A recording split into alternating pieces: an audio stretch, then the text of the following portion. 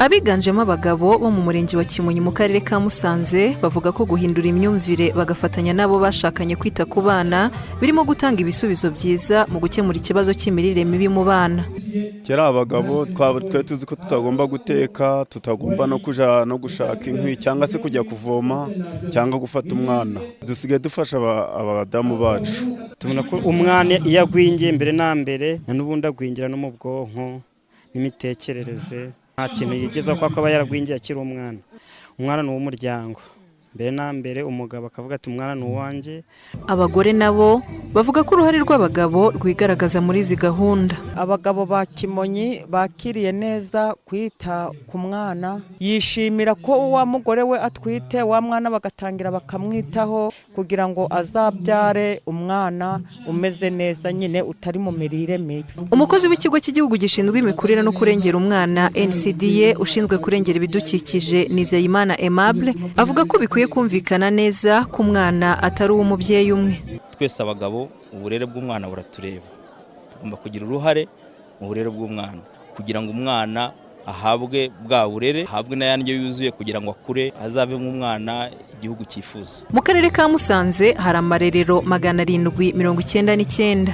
Serugo Aimable umuyobozi w'umuryango wita ku bana SOS mu ntara y'Amajyaruguru avuga ko mu myaka 3 iri imbere bazafasha iyi ntara kongera umubare w'abana bitabira amarerero.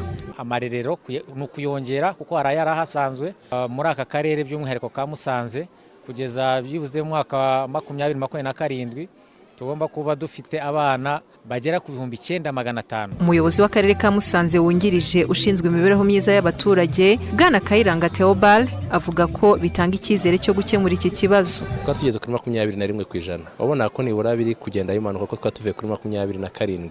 Ariko ntituragera hashimishije kuko gahunda ya leta nuko nibura twagombye kuba tugera kuri 15%. Ko ubona imbaraga turi gushyiramo muri gahunda ukabona uburyo mu mirenge mu centre de santé umarerero adufite icyizere cy'uko mu mibare nibura leta yihaye 15% natwe nko mu karere ka Musanze tuzayigeraho.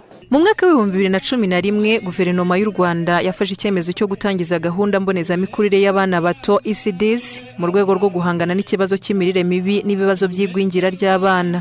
Kugeza ubu ingo mbonezamikurire mu gihugu hose zigeze ku 31,505.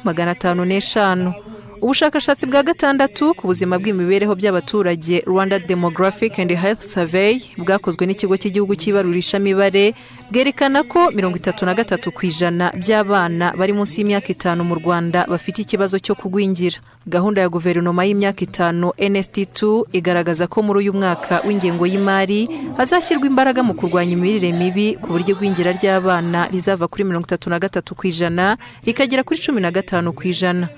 Manizabayo Jeannette mu karere ka Musanze.